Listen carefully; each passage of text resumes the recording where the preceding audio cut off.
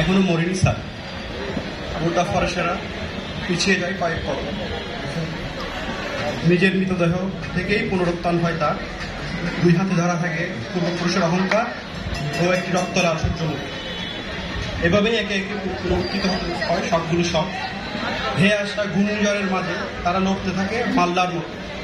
আর প্রতিবার মৃত্যুর পর বাড়তে থাকে 1-2 করে, প্রতি মুহূর্তে কেবল বাড়তেই থাকে। ফুলটা ছিল হলুদ, অথচ তারা বলল কালো। ফুলটা হলুদই থেকে গেল। ফুলটা ছিল হলুদ, তারা বলল নীল। ফুলটা তবুও হলুদই থেকে গেল।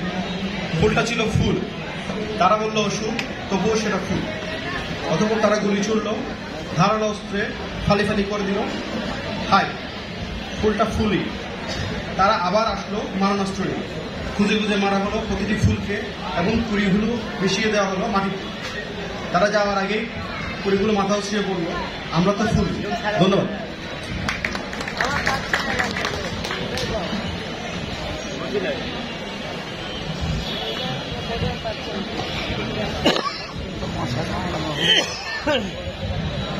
ধন্যবাদ ভাই। এ পর্যায়ে রাসেল রায়হান ভাইকে অনুরোধ জানাচ্ছি তার কবিতা পাঠের জন্য। হ্যালো হ্যালো,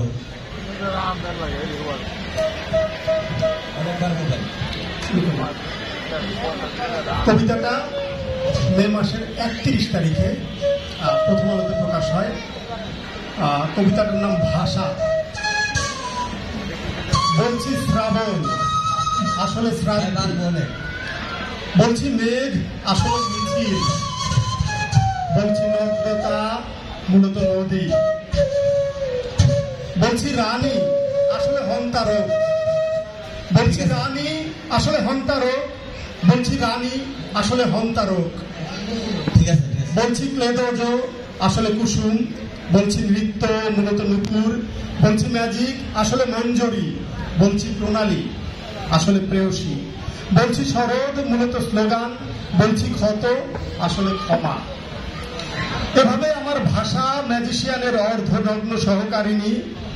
যত তার নগ্নতাকে দেখবেন ততটা আড়াল করতে পারবো আমার গোপন অন্ধকার।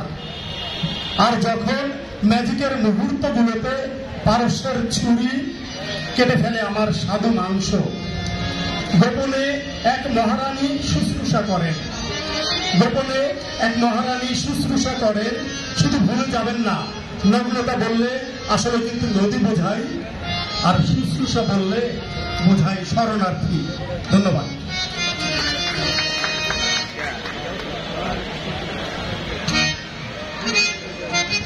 হ্যালো